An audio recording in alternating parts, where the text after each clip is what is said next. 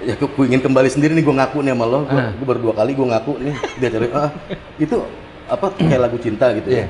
Padahal itu gue lagi mabok, tiba-tiba gue pengen sholat.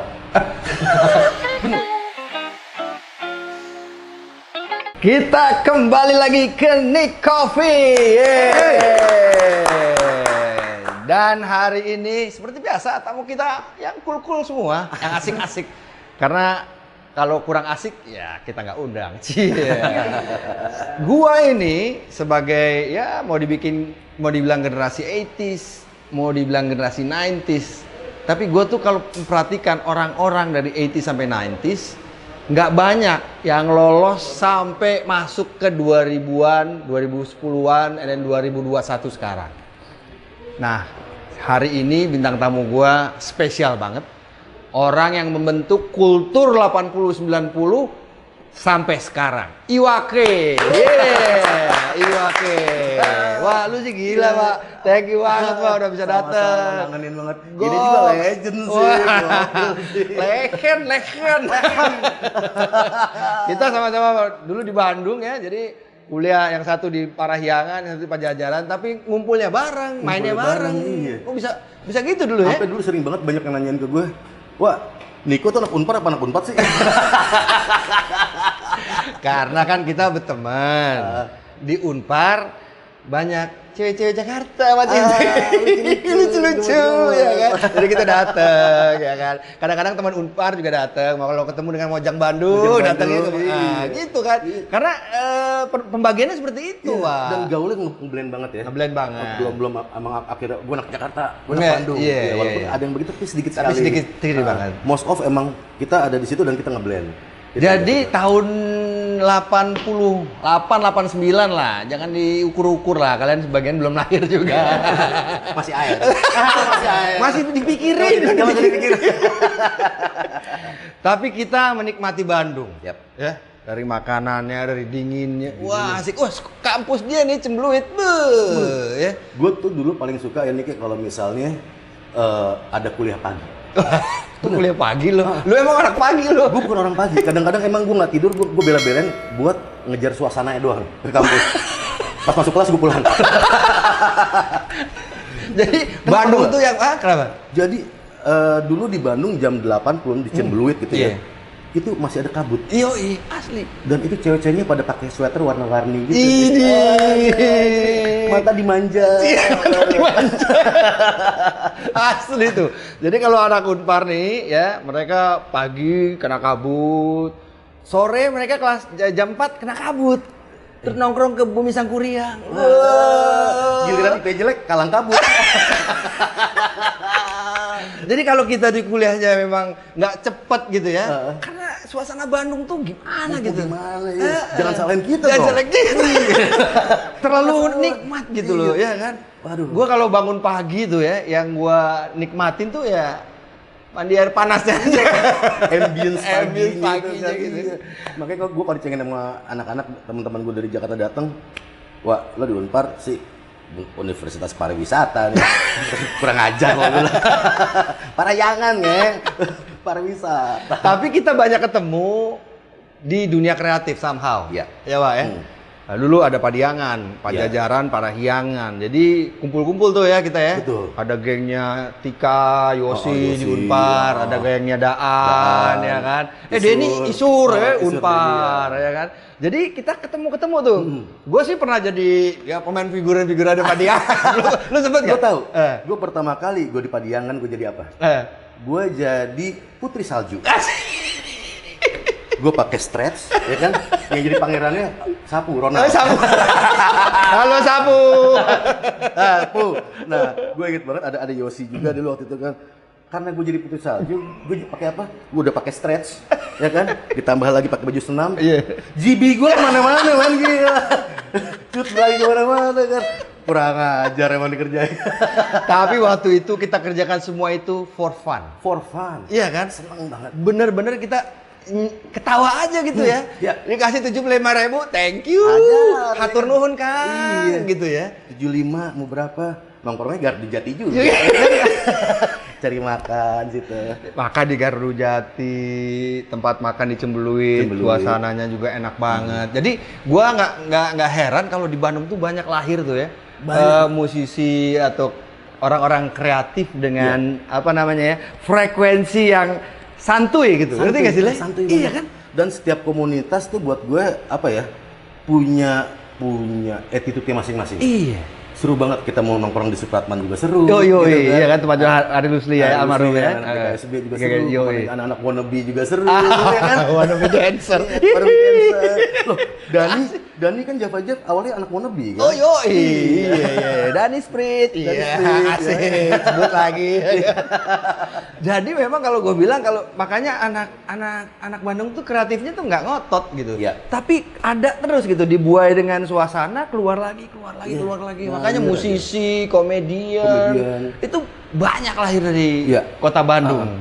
Dan buat yang bergerak kayak lo sendiri nih, misalnya bawa acara gitu ya, presenter, nggak bakal kekurangan materi nih. Yoi. Karena emang dari obrolan segala macam jadi inspirasi semua kan. Kita nongkrong aja ngelawak.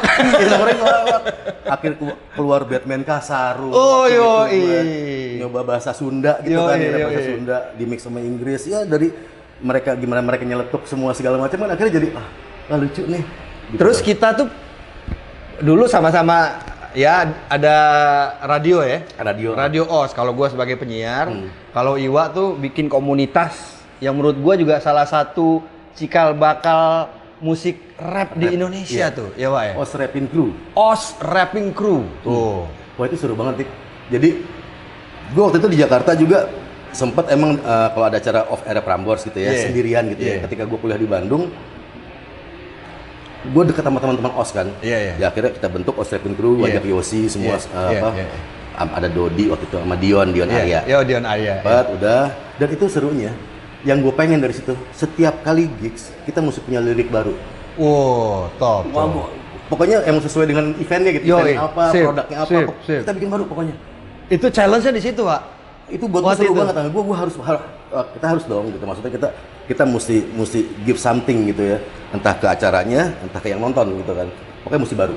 Udah akhirnya kita genjot tuh, Yosi bikin, gue bikin, Dodi juga, Dion juga kadang-kadang bikin.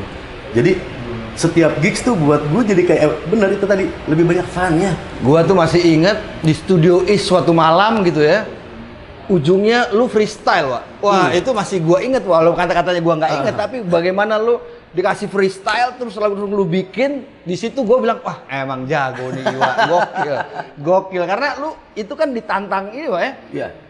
Apa namanya? Ya spontanitas kreativitas lu ya. Tapi mau freestyle emang mesti latihan sih kalau kata gue.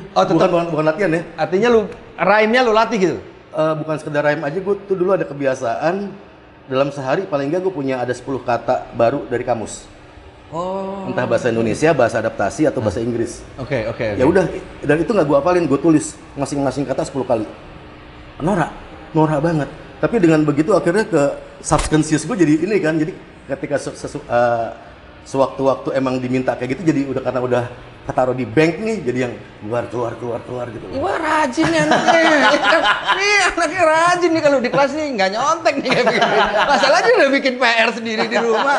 Cuman musik rap, kata-kata, passion lu di situ soalnya. Passion gue di situ. Iya, karena lu ngumpulin begitu kan butuh apa namanya? Butuh dorongan gitu loh, Wak. Ya kan? Kan itu kan lu dorongin sendiri, dan itu nggak mungkin datang kalau nggak passion lo, Wak. Coba lu dikasih buku ekonomi mikro. Aduh. Gitu ya kayak musik. Belum gitu. lagi kalau kita mau bawain lagu cover. Oke. Kalau sekarang lo tinggal googling, plek keluar lirik. Iya. Whatever, mau rap apa juga. Iya. Dulu pakai tip. Play rewind. Pause rewind. Udah pause rewind. Wah itu, dan kadang-kadang kata-katanya nggak precise, iya. Sound alike doang kan. Yang penting sound alike aja lah. Itu kayak kita tahun gitu banget ya. Gitu amat ya. Gitu amat. Dan paling enggak satu lagu, paling cepet 10 menit lah kalau buat rap gitu kan. Paling cepet buat play rewind, headnya sering rusak. Lu pakai alkohol. Pakai alkohol dibenerin, pakai cotton bud cari, pakai alkohol. Belum lagi cari nasi kalau pitanya putus. Itu zaman itu yang membentuk kita ya, Pak ya. Kreatif gitu loh. Ada aja. Jadi generasi MacGyver. Kita nggak pernah. Kalau kalian bisa DIY gitu ya dengan YouTube kalian, kita juga dulu bisa dengan MacGyver kita. Iya. Dan sampai sekarang kalau gue tanya anak-anak sekarang kan banyak juga nih generasi Z yang suka kaset. Yang suka kaset, mereka koleksi kaset udah mulai nih. Vinyl segala macam. Sampai gue bilang, ini kaset. Ya, pas lagi main ke rumah. Lo tau apa hubungannya nih kaset sama pensil? Nah, apaan? Ini kan buat dengerin. Lo salah. Kalau emang rewinder lo rusak, lo pakai pensil lo puter tuh. Lo rewind pakai pensil tuh. Kaset. Itu kalau nggak penyiar radio zaman dulu kagak ngerti, ya kan? Atau pencinta musik, ya kan? Karena itu adalah salah satu. Kalau nggak pakai kelingking nih. Makanya kelingking angkatan dulu gape-gape. Asik. Enggak buat dengerin ini ya. Iya. Pakai Bandung buat gua sampai sekarang luar biasa. Ya kan? Gua lihat juga banyak anak-anak muda, kreatif muda tuh lahir terus karena emang Bandung suasananya begitu. Tapi lu udah nge-rap sebelum dari Bandung? Udah nge-rap sebelum dari Bandung. Oke. Gua nge-rap itu pertama sebenarnya dari awalnya banget. Gua tahu rap itu dari tahun 84 zamannya breakdance. Oh, yoi. Zamannya breakdance gue SMP lah waktu itu kan. Udah. Windmill, headspin, kickball. Yoi. Dan yang paling stupid ada gerakan spider, lo tahu? Spider ya? Spider yang tangannya gini. Ngapain sih lo? Apa sih gitu kan? Kalau windmill kan, backspin, headspin, spider yang gini, terus saya jalan-jalan, lo ngapain sih? Ya, nggak penting gitu loh. Buat gue tuh nggak penting gerakan spider tuh. Ada juga gitu yang nggak pentingnya. Gue juga tuh ya, 84 tuh, gue lagi gue di daerah gue di Sumatera Utara sana, di Kisaran tuh. Oke. Ya belajar apa? Sampai sana juga kan? Iya, breakdance itu. Iya. Lu belajar dari zaman breakdance? Dari zaman breakdance. New wave-nya waktu itu gila kan, new wave culture-nya kan datang. rata. Yes. Kan. Breakdance cuman setelah gue berapa bulan breakdance, gue akhirnya tertarik sama yang ngiringin breakdance. Rap itu sendiri. Mulai gue jadi plagiator murni tuh. Itu tadi play, rewind. Udah. Sampai akhirnya SMA. Salah satu SMA, gue diajakin ngeband. Gue gak bisa nyanyi. Gue bilang gitu kan. Gue angkat tangan. Gue sama nada itu kayak kalau ibarat gue pakai kacamata kucing, muka gue anjing. Berantem jadinya. Nggak cocok gitu. Ya apa? Tapi kenapa lu diajak ya? Karena gue cool kali anaknya. Mewakili simbol anak band. Udah akhirnya gue inget banget ada dulu kakak kelas gue yang ngajakin gue ngeband, ada satu ngajakinnya bawain lagu Bon Jovi. Terus yang satunya lagi emang bawain lagu emang R&B. Eki Humania dulu kakak kelas gue. Oh, di SMA. Di SMA udah ngeband udah akhirnya udah ngeband. Karena waktu itu referensi rap itu masih sedikit banget. Lo tau gue nge-rapnya apa kalau gue perform? Musiknya tuh Cassiope. Cassiope, Spyro Gyra, gitu kan, Ezimut, Tania Maria. Tapi gue nge-rap di situ. Jadi emang udah mulai crossing genre cross genre. Udah dari situ emang akhirnya ketagihan sampai akhirnya kalau misalnya emang waktu itu kebiasaan Pop Prambors ada acara off air gitu ya. Gue ngisi acara di situ sampai gue cari duit di mobile diskotik.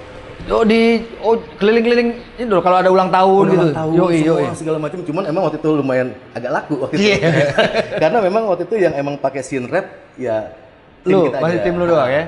Kita ada lighting, ada apa semua. Kalau ada roomco, kalau nggak ulang tahun ya rumah kosong di mana gitu kita bikin di situ.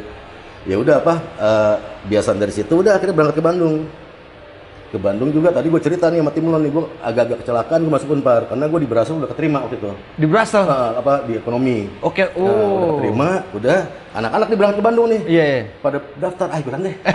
Udah konvoy tuh 20 mobil tuh, berangkat. Nggak belajar nih. Terima. Gue masih udahlah, yang penting keterima gitu kan. Udah ikut anak-anak lah, anak-anak lagi Trisakti, hayu gitu kan. Terima segala macam. Udah sampai akhirnya karena ada saudara gue di Unpar di arsitek waktu itu yang emang ngompor-ngomporin gue. Ya udahlah Unpar tuh bisa transfer nilai doang. Ada beberapa university worldwide gitu yang bisa transfer nilai. Kalau mau pindah, lo coba aja dulu. Udah gue coba dulu. Ya udah ada temen, ada osrepin kru, ya kan? Nggak lama kemudian di Unpar lagi nge-rap di osrepin kru, kedengeran sama anak-anak Ges. Akhirnya gue dipanggil sama Ges Band ke Jakarta. Kan dari situ juga kan. Akhirnya pertama kali ketemu Macang, pertama kali kenalan sama Mike di studio rekaman di situ. Langsung dari Bandung tuh ke Pecanongan gitu kan, ke Triple M. Udah Triple M tuh studio legend lah. Waktu itulah anak-anak angkatan kita tahu semua gitu kan. Udah ke situ sampai dateng langsung tuh gue take buat lagunya Ges Band yang bahasa Inggris tapi awalnya. Di albumnya Ges Band. Udah di situ. Terusan nih. Meliana Manuhutu ada project nih ke Jepang. Ya udah akhirnya bikin lagi di situ. Makanya gue akhirnya kenapa gue jadi sering bolak-balik Jepang. Oh itu awalnya begitu. Oh ini dong kalau gitu ya. Ini. Ya. Ini. Melian yang Bitiva ini kan di Jepang nih awalnya sebelum album gue. Iya. Udah sampai akhirnya album gue pun dari album pertama sampai keempat dipasarin di Jepang juga. Oke. Dan waktu itu malahan yang kagetnya Kram Otak itu sempet jadi recommended album. Kram Otak di Jepang.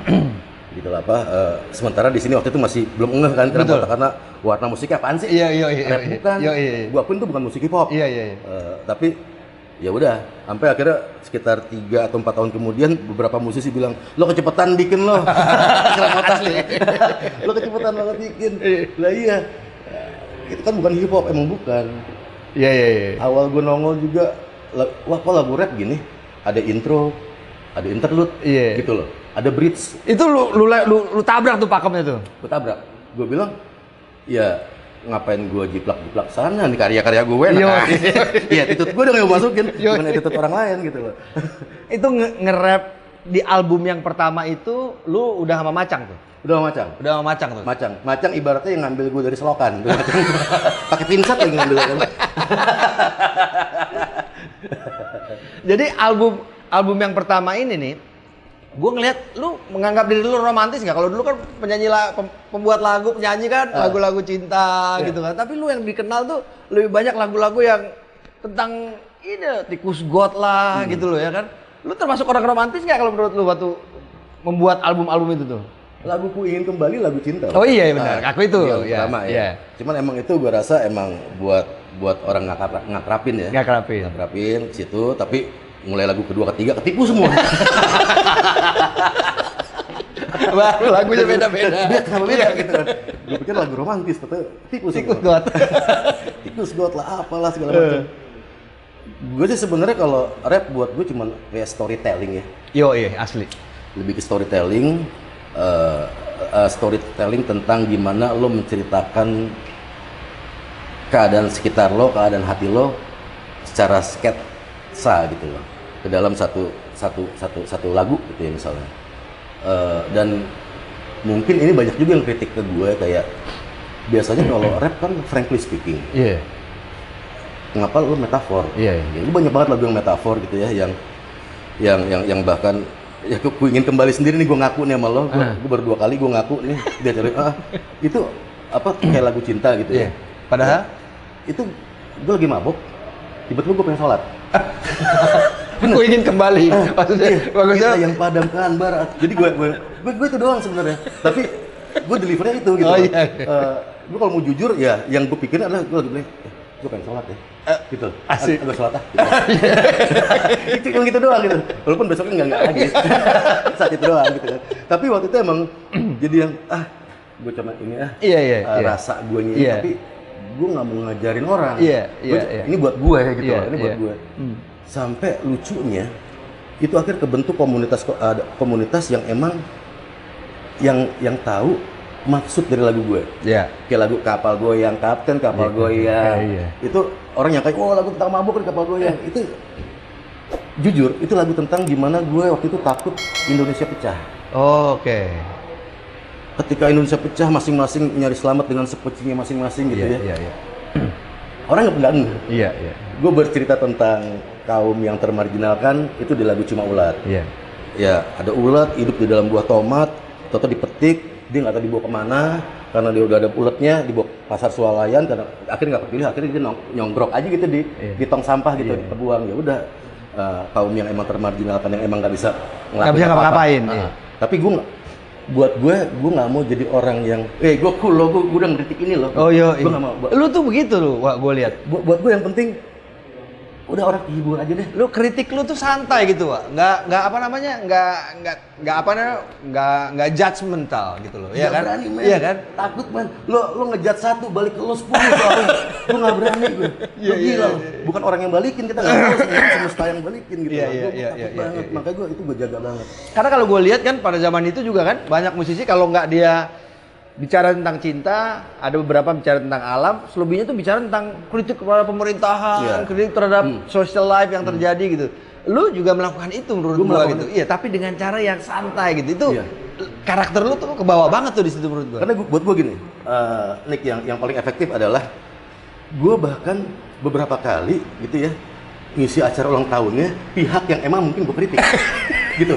Buat gue gini loh, nggak ada masalah. Karena gue tuh bukan jagoan yang emang pengen gue beda sama lo, bukan. Gue pengen nyampein, udah. Tapi dengan cara bersahabat, ngobrol. Ayo kita ngobrol yuk, nongkrong yuk, gitu loh. Santai yuk. Gue juga mungkin gue bisa kayak gini juga nih, gitu loh. Dan gue percaya metafor itu ketika lo lagi kondisi alfa nih sebelum tidur baru ngeh, oh ya tentang ini ya, anjir tentang ini. Itu lebih efektif gak? Bener. Justru menurut gue lebih efektif yang cara lu tadi. Karena itu nempel dalam rhyme lagu yang lu udah senengin gitu. Jadi lu nggak, jadi kalau lu misalnya ini lagu dia kritik, lu nggak suka kritiknya, lu nggak suka lagunya. Tapi kalau lu udah suka lagunya, and then lu bisa relate itu dengan hal-hal yang lain, itu menurut gua lebih Dan nggak mempermalukan aman. orang yang dikritik. Ya. Itu yang gue jaga. Itu gue jaga banget. Itulah Iwa musiknya yang sampai sekarang masih kita bisa nikmatin, masih seru. Sampai ada quotes waktu itu, gue nggak tahu siapa yang bikin. Ketika ada satu lagu intro bebas dimulai, dan orang di sebelah lo hanya diem aja asik dengan handphonenya, lo jangan deket dia. Dia energi jelek.